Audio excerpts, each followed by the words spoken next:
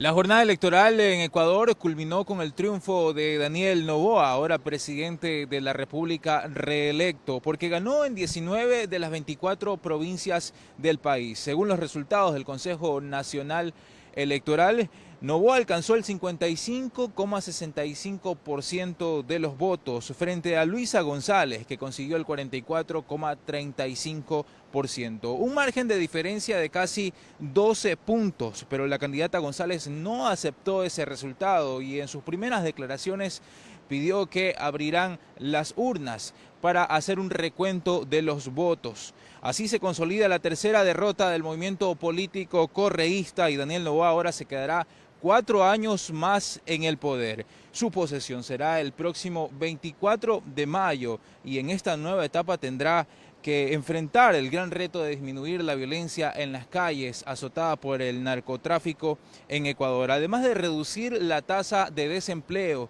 que en febrero se ubicó en 3,5% y superar la crisis energética que a finales del año pasado, específicamente en diciembre, causó apagones de 14 horas al día. Eso mientras Daniel Noboa saldrá desde su casa aquí en la playa rumbo a Quito para empezar sus actividades como presidente reelecto, cuya agenda aún no ha sido pública.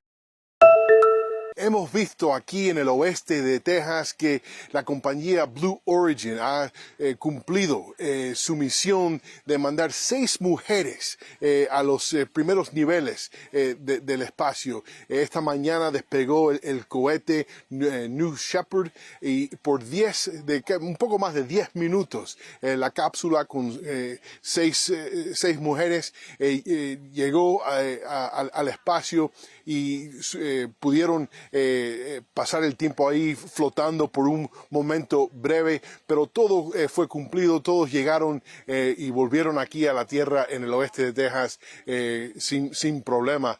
Las 6 mujeres que estaban a bordo de esta cápsula hablaron emocionalmente de la experiencia que pasaron en esos breves momentos que estuvieron encima del mundo.